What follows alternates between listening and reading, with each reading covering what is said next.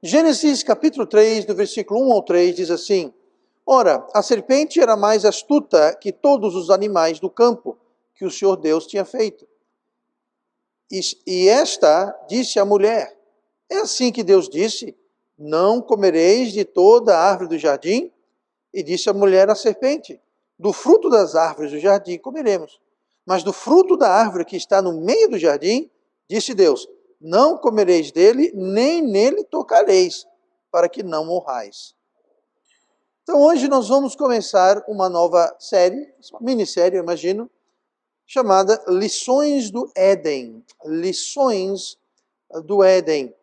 E nós vamos hoje falar sobre algo central ao texto que nós lemos. E Gênesis, como eu já falei antes, Gênesis, ele é uma espécie de uma sementeira de todas as doutrinas que nós encontramos no decorrer da palavra de Deus. Todas as doutrinas que você vai encontrar, toda a Bíblia, você vai encontrá-las apresentadas, muitas vezes de forma embrionária, apenas sendo introduzidas, às vezes camufladamente, mas em Gênesis você contém todas as doutrinas da Bíblia. É impressionante como Deus... É interessante, Gênesis é como se fosse uma semente, que dela surgem todas as demais doutrinas que são desenvolvidas mais perfeitamente ao decorrer da leitura e do estudo da palavra de Deus. Tá? Mas podemos aprender muito estudando Gênesis. Nós fizemos, alguns anos atrás, um estudo só sobre Gênesis, capítulo por capítulo, e às vezes demorava uns meses de um capítulo, e demorou anos, eu não lembro agora, mas foram quase 3 anos, toda quarta-feira estudando Gênesis. Tá? Então, muito a aprender. Isso aqui não é é um pouco diferente a perspectiva. Então, Gênesis 3 fala sobre a tentação, sobre a queda, também fala sobre a reconciliação. Nós vamos ver mais tarde, mas nós encontramos em Gênesis a introdução do futuro Messias, redenção, sacrifício. Enfim, é impressionante como é denso o livro de Gênesis. Por isso que quando você começa a ler a Bíblia, você lê Gênesis, é algo realmente empolgante, algo cativante. Você lê Gênesis, você fica animado, é muito denso, é muito interessante. Aí, quando acaba Gênesis, aí você começa a entrar em Números, Deuteronômio, Levíticos. Êxodo também tem um certo ritmo, mas quando você passa de Gênesis e Êxodo já começa a diminuir o ritmo. Aí o resto do Pentateuco fica meio maçante você tentar ler sequencialmente. Tá? Devemos ler, mas não tem a densidade doutrinária que nós encontramos. Tá? Então, Gênesis é um livro realmente especial. Então, vamos hoje aprender especificamente daquilo que ocorreu no Jardim do Éden. Daí a lição, o nome Lições do Éden. Tá? Bom, olhe comigo no versículo 1. A primeira coisa que nós vamos ver hoje é sobre tentação. A questão da tentação. Ora, a serpente, versículo 1. Ora, a serpente era mais astuta que todos os animais do campo que o Senhor Deus tinha feito. E esta disse à mulher: É assim que Deus disse: Não comereis de toda a árvore do jardim. Então aqui nós temos a primeira tentação. Temos a serpente. E é bom notar que quem foi tentado, ou tentada, no caso, foi Eva. Adão não foi tentado pela serpente.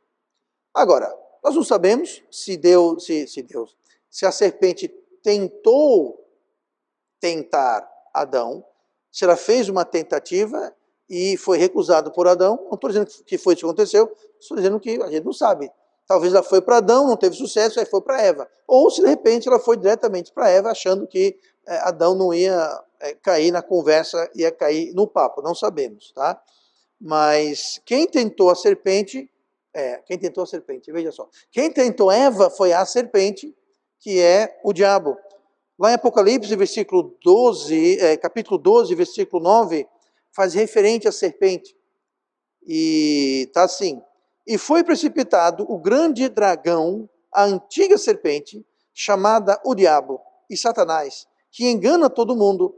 Ele foi precipitado na terra e os seus anjos foram lançados com ele. Então, Em Apocalipse 12, 9, nós temos aí uma descrição que usa todos os nomes que se referem ao nosso arqui-inimigo. Tá? Tem a serpente, dragão, diabo, Satanás, e a sua especialidade, que é engano, que engana todo mundo. E foi justamente isso que o diabo, a serpente, Satanás, fez com Eva. Eva foi enganada, ela foi tentada. E sempre que nós caímos em uma tentação, o que aconteceu ali é que você ou eu, nós somos enganados. Nós somos enganados. Uma tentação nada mais é do que uma tentativa do diabo, através, ou ele diretamente, através da carne, ou algum agente, através do mundo, de tentar nos enganar. Como? Enganar o crente, enganar o Filho de Deus a pecar. Então, sempre que você peca, entenda isso, você foi enganado. E quem lhe enganou foi o diabo. Como eu disse, talvez não diretamente, como foi o caso com Eva, mas foi o diabo. Tem os dedinhos, tem as mãos do diabo. Sempre que há pecado, sempre que há tentação, você foi enganado pelo diabo. Então entenda isso. Então não seja enganado. Que Eva foi enganada e teve grandes repercussões. Então quem tentou aqui foi Satanás, mas foi com a permissão de Deus. O diabo não pode tentar os filhos e as filhas de Deus sem a permissão de Deus. 1 Coríntios, capítulo 10, versículo 13, não veio sobre vós tentação, senão humana. O que quer dizer isso, pastor, senão humana?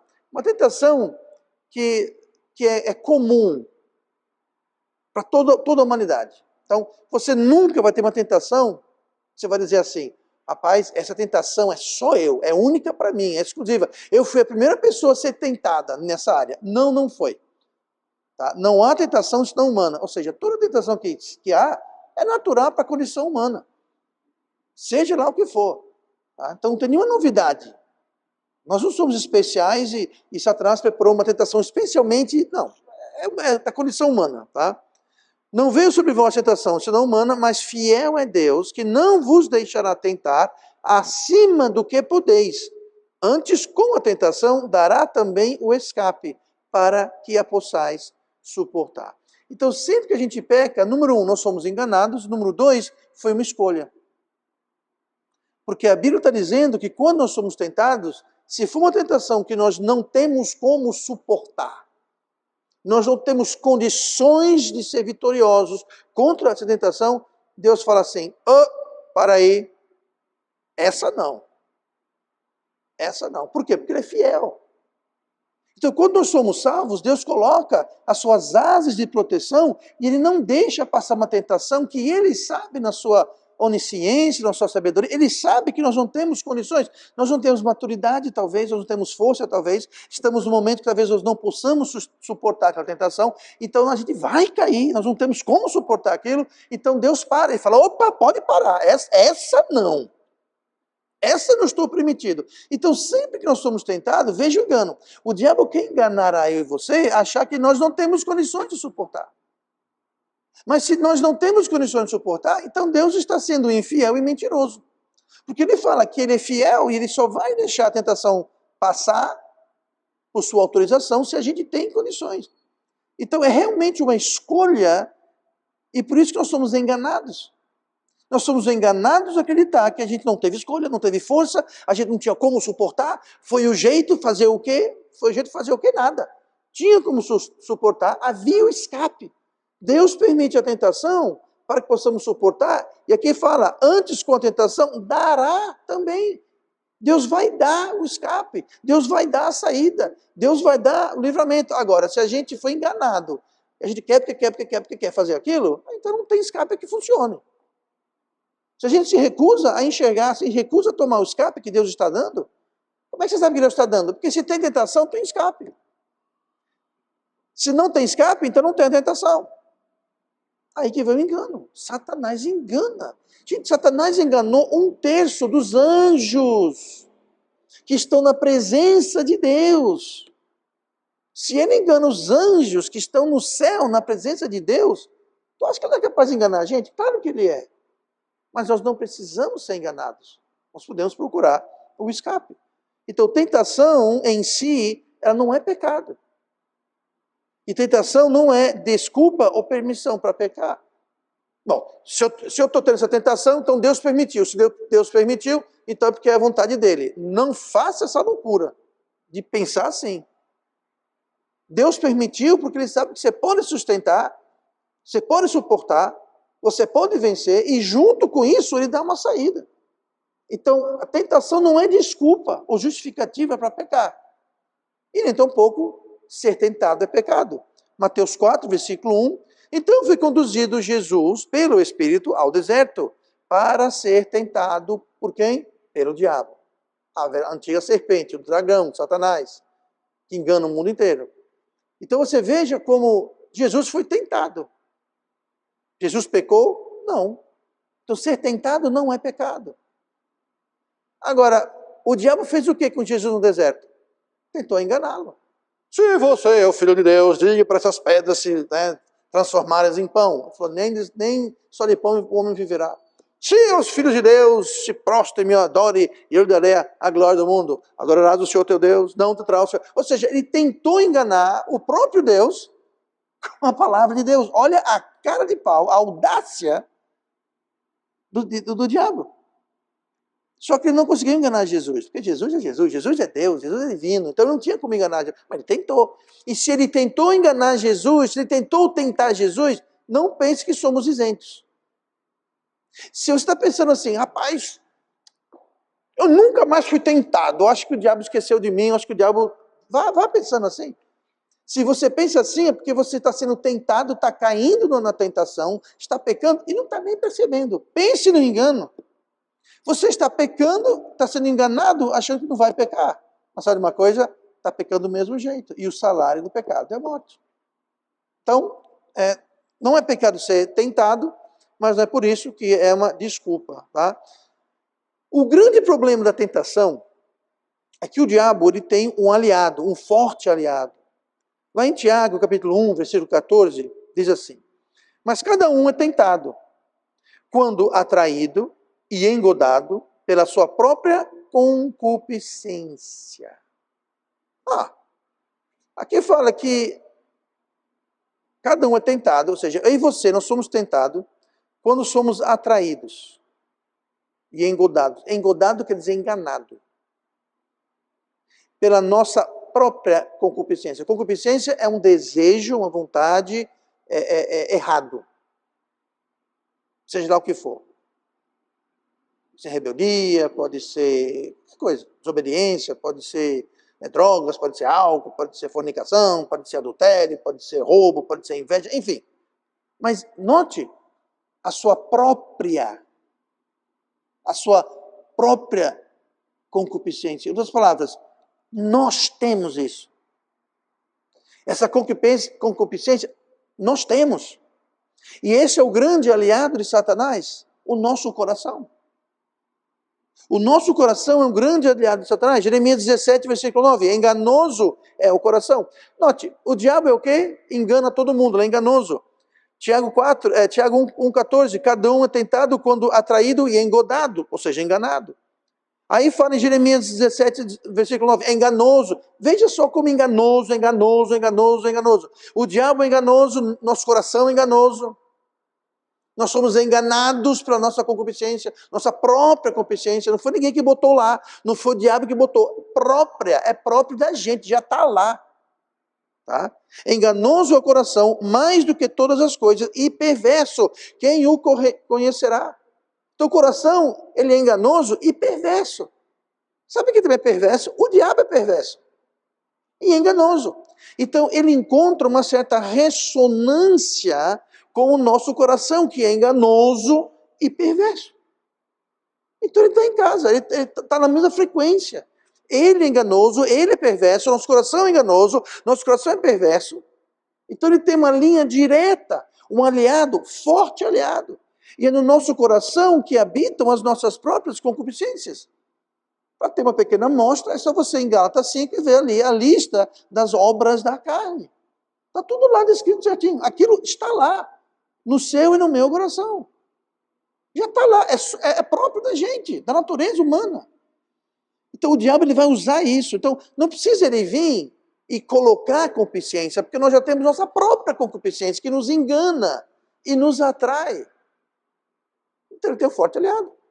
É uma espécie de controle remoto, não precisa nem chegar perto, ele pode ir de longe, só aqui no controle remoto está trazendo tentação para nós. Então, isso nos mostra, então, a grande importância de constante vigilância. Constante vigilância. Provérbios 4, versículo 23. Sobre tudo que se deve guardar, guarda o teu coração, porque dele procedem as fontes da vida. Então, o coração é mau, é perverso, quem o conhecerá, e esse mesmo coração nós devemos guardar acima de tudo que você tem que guardar. Você guarda suas coisas, você bota numa gaveta, no guarda-roupa, no armário, o carro na garagem, você não guarda, você não protege, dinheiro você bota no banco, na carteira, dentro daquele jarro que fica em cima da estante. Pastor, como é que você sabe? Foi revelado, eu não sei, mas você não guarda as coisas de valor? Ou você deixa jogado por aí, sai por aí, deixa tudo jogado no meio da rua. Não, você guarda. Pois é, tem que guardar, tem que proteger, tem que zelar. Acima de todas as coisas que deve guardar, guarde também o seu coração. Marcos 7, 21. Diz que Jesus falando do que está no interior do coração do homem. Olha o que ele fala. Porque do interior, veja bem, do interior dos homens saem. Se sai, é porque está lá dentro. Quem colocou lá dentro? Ninguém colocou, já está lá. É própria, consciência própria de cada um de nós. Já estava lá, ninguém colocou, está lá. Tá? Porque do interior do coração dos homens saem os maus pensamentos, os adultérios, as fornicações, os homicídios, os furtos, a avareza, as maldades, o engano, a dissolução, a inveja, a blasfêmia, a soberba, a loucura. Todos estes males procedem de dentro e contaminam o homem. De dentro. Onde é que eles estão? Dentro. De onde? Do nosso coração. Então, na questão de tentação, nós temos que entender que o maior problema não é o que está do lado de fora. Ah, pastor, sabe o que foi? É porque apareceu e eu vi. O problema maior está no coração. Claro, também a tentação envolve o exterior. Nós vamos falar sobre isso futuramente. E nós temos que ter cuidado onde nós andamos, com quem nós andamos, aonde nós olhamos. Porque se fizermos conexão com o que está fora e com o que está dentro, aí quando você é enganado. Então, se o seu coração está cheio de avareza, inveja, soberba, então tá ali, ó. E quando você vê alguma coisa que ele faz a ligação, então o que você faz? Você para. Eu vou dar um exemplo disso. Um exemplo. Muitos anos atrás, ainda morava... Era no finalzinho do meu tempo em Londres. Eu tinha um amigo nosso da igreja lá, americano, e ele estava voltando dos Estados Unidos, e ele comprou um BMW Série 5, o carro mais lindo do mundo, 0 km. Ia levar de volta para os Estados Unidos, e de fato levou embora para os Estados Unidos. E quando o carro foi entregue num hotel que ficava pertinho do local que eu trabalhava. Tá? Então ele falou, ô irmão, estou indo receber meu carro, quer me encontrar comigo? Eu tomo um café e você vê o carro. Aí eu fui lá, vi o carro, tal coisa, encontrei com ele, tomei um café. Ele falou, ele botou a chave assim, quer dar uma volta? Eu falei, irmão, quero não. Eu falei, por quê? Vai que eu gosto, não devolva. Não, tô brincando, não falei isso daí não. Eu falei, rapaz, BMW 0 km, Série 5, todo... Sabe quando eu vou dirigir um carro desses? Sabe qual é a expectativa que eu tenho? Eu falei, sabe uma coisa? Eu não quero pegar o gostinho. Eu falei, estou muito contente por ele, mas muito feliz. Tá? Mas se eu dirigir isso, vai abrir um apetite em mim que eu não vou poder... Vai dar uma coceira que eu não vou poder coçar. Sabe quando você está assim... deixa eu ver. Alguém já quebrou o braço ou a perna? Está engessado. E dá uma coceira lá... Aí você não consegue coçar, você bota a regra, bota... Pois é, vai dar uma coceira que eu não vou poder coçar. Vai me dar uma sede que eu não vou poder matar. Sabe o que eu fiz? Eu falei, não, muito obrigado. Vi por fora. Eu fiquei chateado com ele, claro. Ele falou, é uma forma interessante. Eu nunca tinha pensado nisso. Eu falei, pois é. Então, tem que ter muito cuidado, porque se você desenvolve apetites e desejos, mesmo que não sejam errados, há alguma coisa errada em você ter ou desejar ter um carro X e tal? Não é nenhum pecado. Mas aquilo pode desenvolver um apetite que você, agora eu tenho que coçar essa coceira de todo jeito. Aí você vai, sabe o que fazer? E muita gente faz isso, se mete num financiamento, gasta o que tem, o que não tem, aí acaba sendo, defrauda as pessoas que lhe deve. Um pai de família sai, compra um carro caríssimo novo, a prestação da escola atrasada, geladeira vazia, tudo faltando, mas está lá com o carrão dele, por quê? Porque eu tenho que ter um carro, porque se eu não tenho um carro, eu vou morrer de ter um carro. Sabe o que é isso? Não tomou conta dos apetites, tome cuidado. Então tem muito cuidado que a gente coloca perante os nossos olhos, com quem a gente frequenta, onde que a gente anda. Morcego, passarinho que voa com morcego, dorme de ponta cabeça. Também é algo muito importante que a gente tem que levar em consideração. Então Eva foi tentada e caiu, sendo que ela tinha perfeita comunhão com Deus e falava, via Deus assim como você está me vendo aqui. E ela caiu, gente. Olha o poder de tentação. Muito bem, vamos lá. Gênesis 2, voltando um capítulo, vamos para o versículo 15, vimos sobre a tentação, uma das lições do Éden. Outra lição do Éden é a lição sobre vigiar. Eu já falei um pouquinho sobre vigiar, como evitar a tentação, tá? Ficar esperto. Mas Gênesis 2,15. E tomou o Senhor Deus o homem e o pôs no jardim do Éden, para o lavrar e o guardar. O lavrar e o guardar. Essa palavra guardar, ela significa vigiar. Se você olhar no dicionário, guardar quer dizer vigiar para defender, proteger, preservar, tomar conta, zelar. Um dos motivos que Adão foi colocado, uma das responsabilidades que Adão tinha no jardim, era para guardar e vigiar. Uma forma que nós podemos guardar e vigiar, uma forma que Adão poderia ter guardado e vigiado, e nós não sabemos se ele fez isso, é ensinando. Por isso que é tão importante uma igreja tenha ensino bíblico sólido. Tem muita igreja que, sabe, você vai para a igreja, o pastor fala, mas não fala nada da Bíblia. Conta a história da vida dele, o que ele acha, exemplo que não sei quem disse, mas Bíblia mesmo, doutrina, não tem. Isso é um problema. Porque a igreja fica desprotegida. Chega qualquer Zé Mané, começa a espalhar um monte de heresia, e já aconteceu muito isso, não aqui. O que acontece? A igreja cai, por quê? Porque não está protegida, não tem doutrina, não foi, usar um termo muito controverso, não foi vacinada. A igreja não foi vacinada com a verdade. Então chega o vírus da mentira e faz um estrago danado. Tá? Então uma forma de você guardar a igreja, a sua família, o seu coração, sabe como? Ensinando, aprendendo. Para ensinar, você tem que aprender. Tá? Por exemplo, Provérbios 22, versículo 6. Educa a criança no caminho em que deve andar, e até quando envelhecer, não se desviará dele. A palavra-chave aí, educa. Como você protege sua família, seu filho? Educando. Em quê? No caminho que deve andar.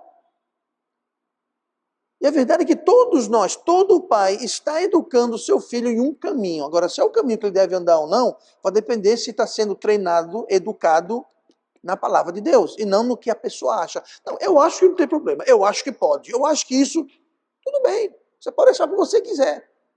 Agora, o resultado vai vir depois.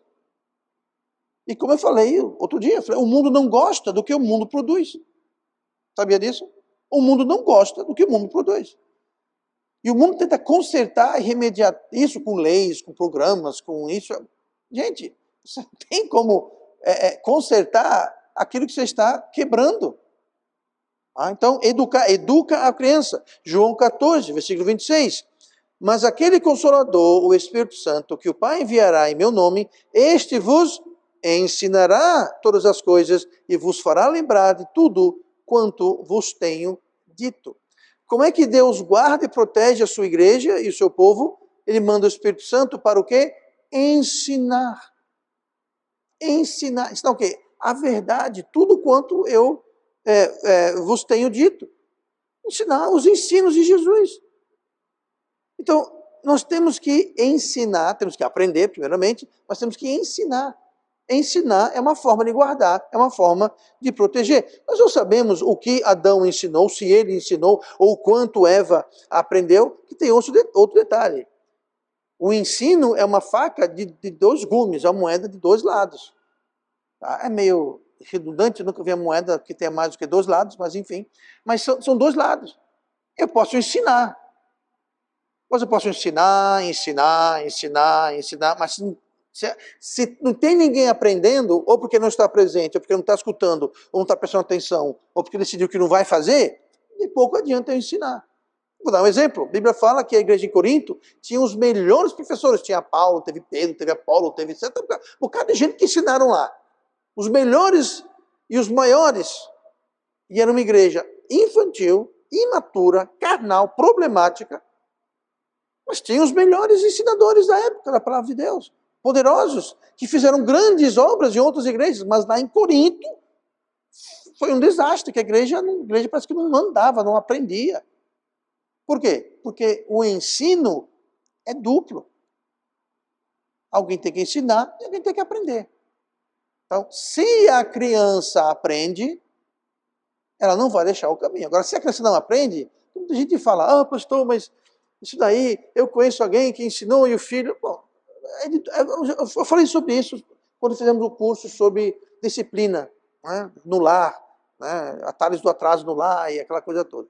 Mas a verdade é essa. A verdade é que você ensina. Agora, se a pessoa não aprende, mas eu digo uma coisa. Se você não ensinar, aí a criança, ou seja lá quem for, não vai aprender. Então, a gente faz a nossa parte. Eu como pai, eu como pastor, eu faço a minha parte.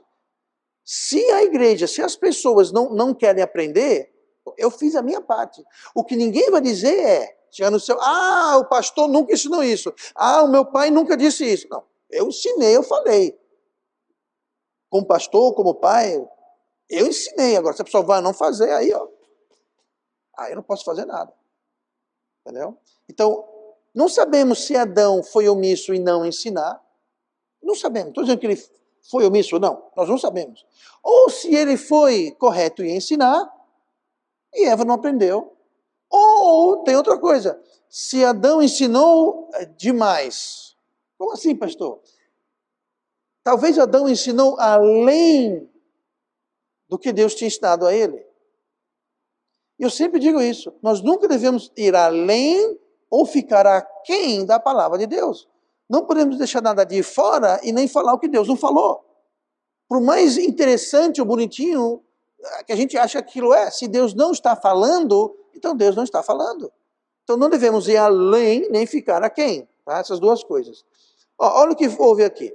Lá em Gênesis 3, versículo 3, onde nós lemos, fala assim, Eva falando, mas do fruto da árvore que está no meio do jardim, disse Deus, não comereis dele, nem nele tocareis, para que não morrais. Diga uma coisa, quem foi que disse para Eva que não era para tocar no fruto? Porque Deus, a Bíblia fala, ordenou Adão. Deus não ordenou, Deus não falou com Eva em relação a isso. Falou para Adão. Então, ou Eva estava zelosa demais e foi além da lição do que lhe foi ensinada, ou talvez Adão fez isso. Talvez Adão falou, peraí, eu vou fazer o seguinte, Deus falou para não comer, mas nem tocar. Não é melhor assim? Porque se você não tocar, você não pode comer. Como é que você vai comer alguma coisa sem tocar? Você vai ter pelo menos tocar com os lábios, com a boca, com os dentes, com a língua. Você não tem como comer alguma coisa sem tocar. Então, talvez, eu não estou dizendo que foi isso, a Bíblia não fala. Eu não sei se Adão foi além ou se Eva, de repente, ela mesma, por conta própria, adicionou. Mas quando você começa a adicionar coisas, a palavra de Deus é um problema. Quando você começa a deixar fora coisas da palavra de Deus, é um problema. Então nós temos que ter muito cuidado quando a gente ensina, e ter muito cuidado com o que a gente aprende e perguntar, peraí, onde é que fala isso na Bíblia? Eu sempre digo, quem está aqui há mais do que 6 meses já ouviu isso uma série de vezes. O que eu falo não é importante, mas o que eu falo eu estou mostrando num texto, dentro do seu contexto na Bíblia, então a questão não é que eu estou falando, é o que Deus está falando. Agora, muito cuidado com o texto e com o contexto. São duas coisas importantes. Tá? Mas aqui nós temos o exemplo que Eva, eu não sei de onde veio isso, mas ela acrescentou. Ela falou,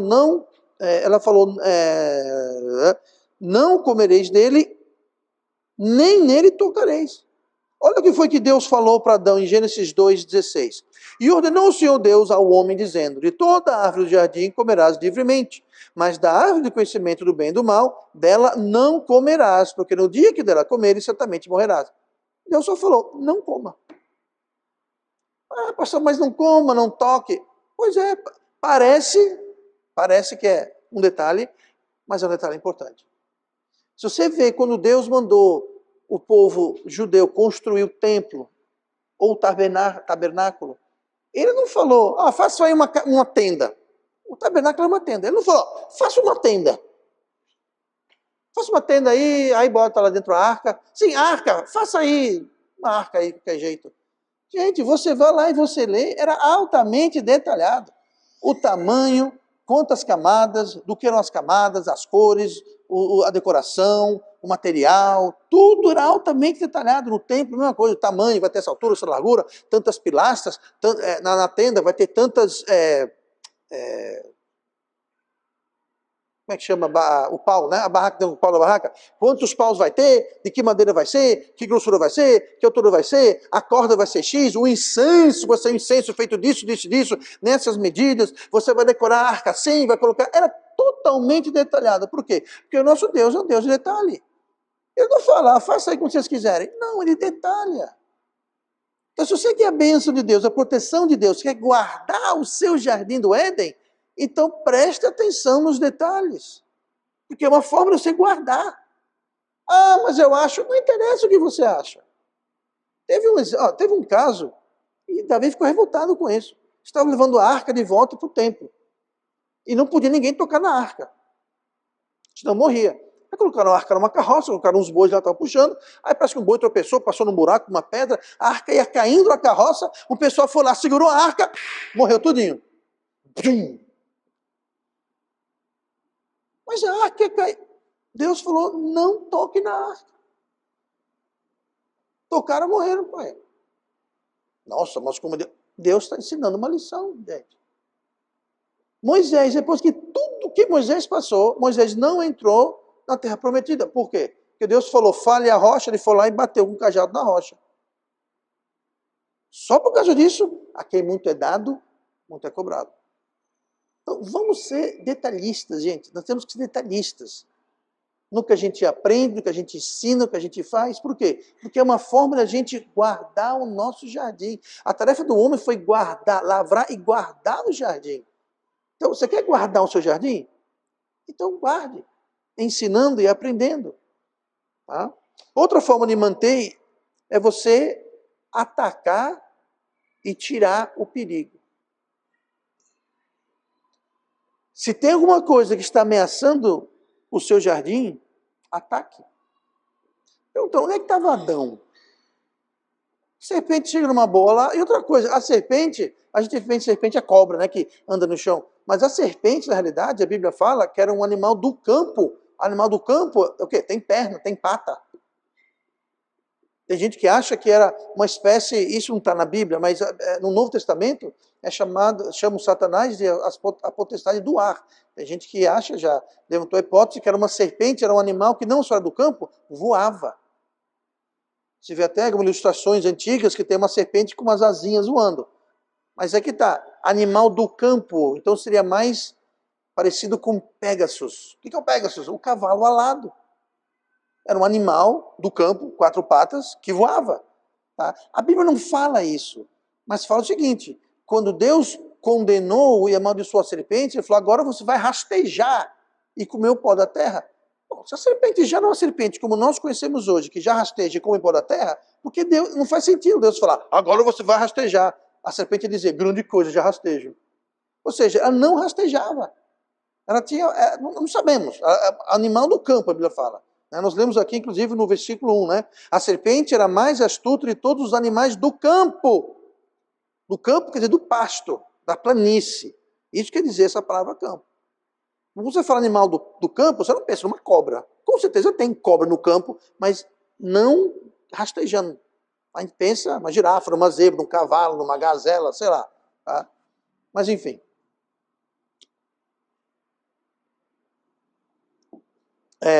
Então, quando você... Onde é que estava Adão? A serpente chegou numa boa, falou com a mulher dele. Ele não estava vigiando? Não estava guardando?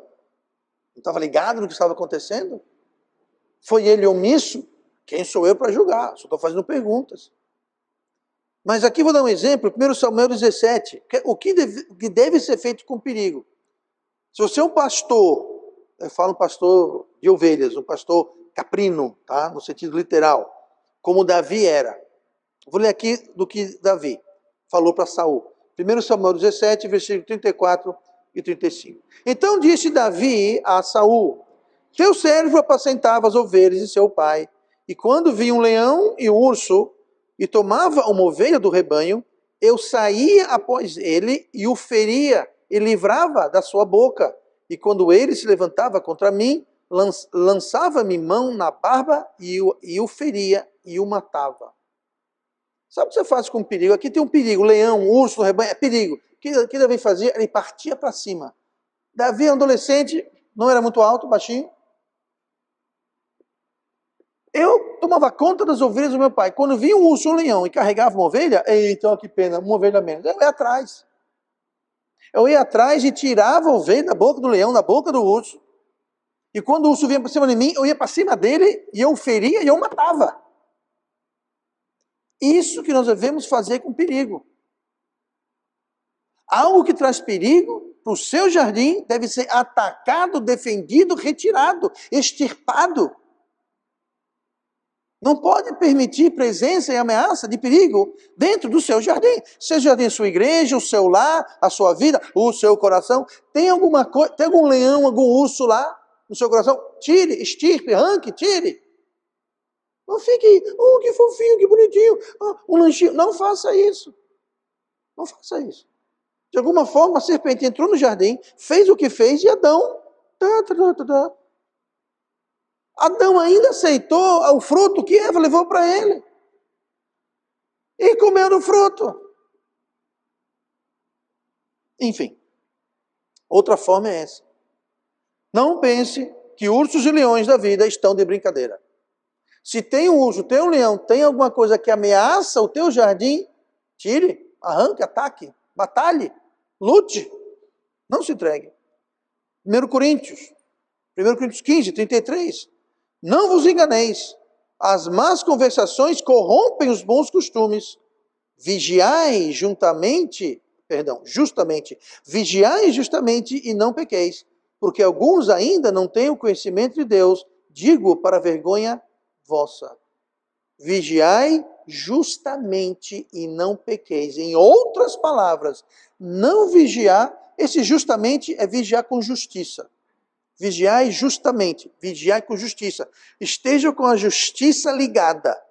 Esteja vigiando para manter a justiça, manter o que é certo e não pequeis. Se você não vigia com justiça, você vai acabar pecando e também é pecado não vigiar com justiça. Então, se a gente não está vigiando, nós vamos pecar. E Adão foi deixado no jardim para quê? Para guardar. Guardar é o quê? Guardar quer dizer vigiar.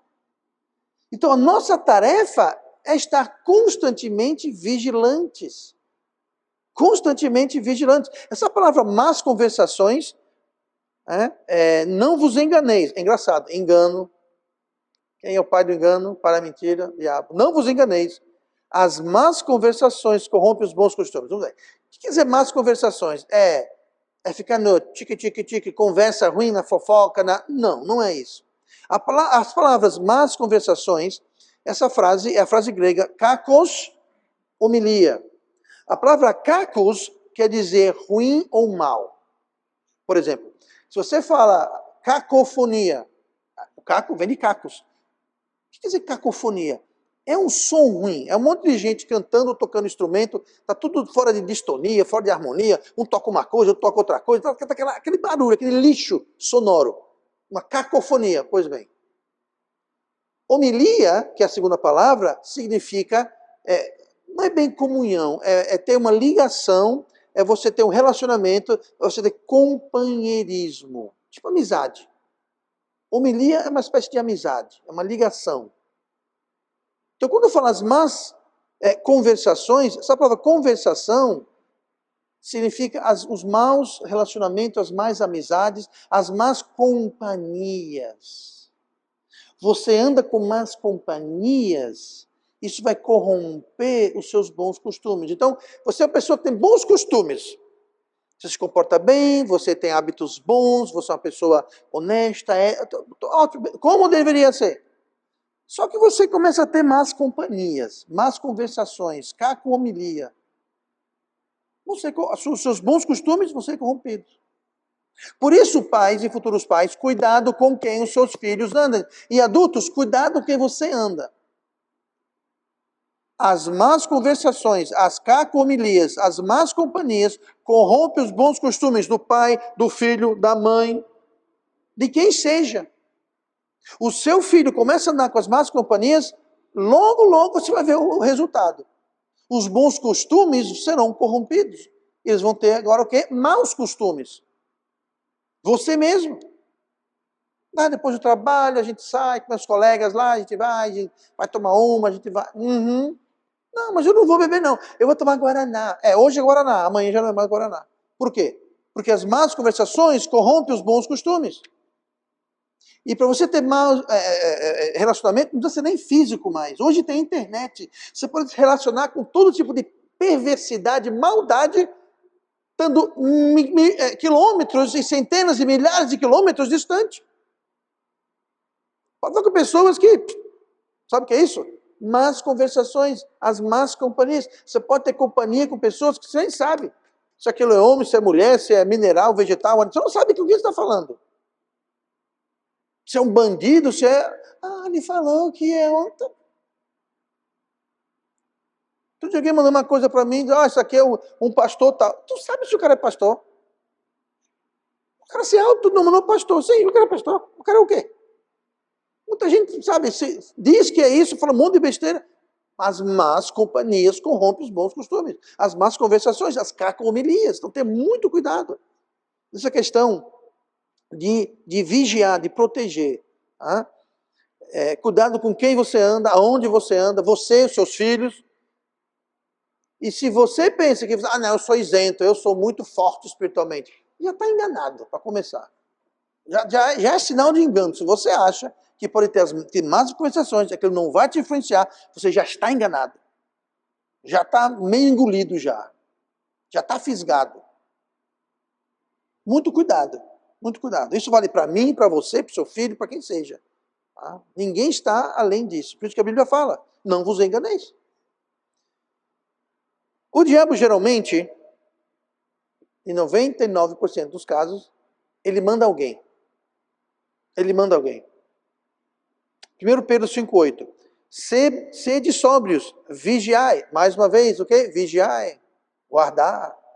Porque o diabo, vosso adversário, anda em derredor como leão bramando, buscando a quem possa tragar.